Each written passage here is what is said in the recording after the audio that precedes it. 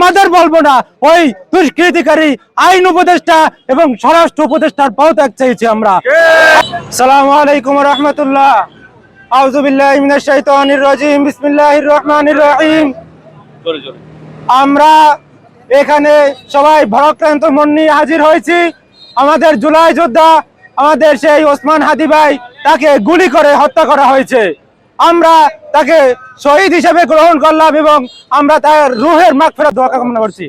সম্মানিত উপস্থিতি, আমরা বলতে চাই, আমরা জুলাই 2024 সালের সেই জুলাই আন্দোলনের পরে আমরা যারা জুলাই যোদ্ধা ছিলাম তারা ঘরে ফিরে গেছিলাম।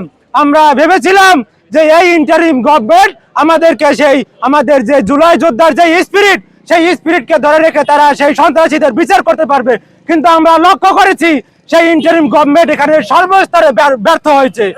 আমরা বলতে চাই, এই মুহূর্তে আমরা যে 24 ঘন্টার আলটিমেটাম দেওয়া হয়েছে, সেই 24 ঘন্টার আলটিমেটামে আমাদের আইনমন্ত্রী, আমরা আমাদের বলবো না, ওই দুষ্কৃতিকারী আইন উপদেষ্টা এবং স্বরাষ্ট্র উপদেষ্টার পদত্যাগ চাইছি আমরা।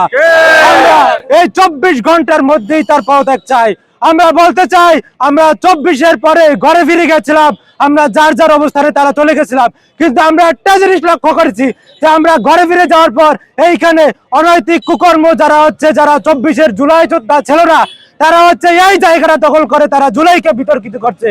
তারা কিছু আইনমন্ত্রী আছে, তারা কিছু উপদেষ্টা আছে যারা এই জুলাইকে বিকৃত করে, তারা এই উপদেষ্টা পরিষদে গিয়ে তারা এই জুলাইকে বিক্রি করছে। আমরা বলতে চাই, এই জুলাইকে সমুন্নত রাখতে আমাদের একতাবদ্ধ হতে হবে এবং সেই জুলাই 24-এর জুলাইয়ের মতো আবার আমাদেরকে ঐক্যবদ্ধভাবে লড়তে হবে। আমরা সকল ছাত্র জনতার কাছে এই আহ্বান রেখে আমি আমার কথা এখানে শেষ করছি। আসসালামু আলাইকুম।